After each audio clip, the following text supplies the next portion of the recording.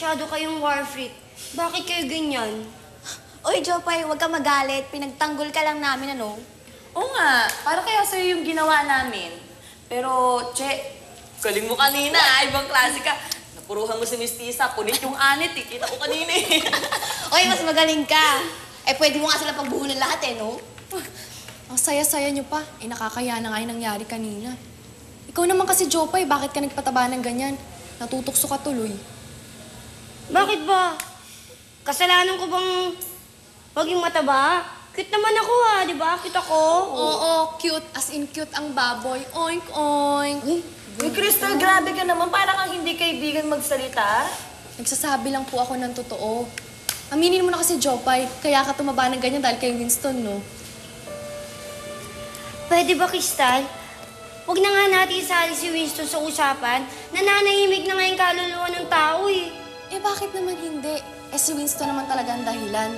Aminin mo na kasi, simula nang namatay siya, na-depress ka na, kaya kumain ka ng gusto at naging ganyan kakataba. O ano, ba't hindi ka makasagot? Kasi si Winston talaga ang dahilan. Yung boyfriend mo nung high school tayong reason, kaya balyena ka ngayon.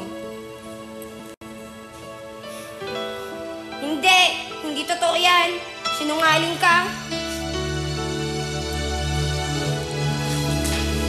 Ang bad-bad mo. I hate you. Uy, Joy kain, Jopay! Jop! Ikaw naman kasi, hindi mapigilan yung bibig mo. Nagsasabi lang ako ng totoo, no?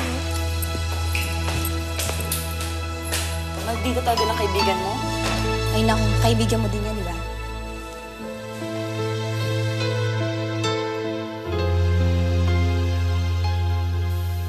Sana, Jopay, lagi tayo ganito, no? Lagi tayo masaya, lagi tayo magkasama. Oo nga. Sana palagi tayong ganito. Masaya. Gusto mo akong pakasalan? Oo naman.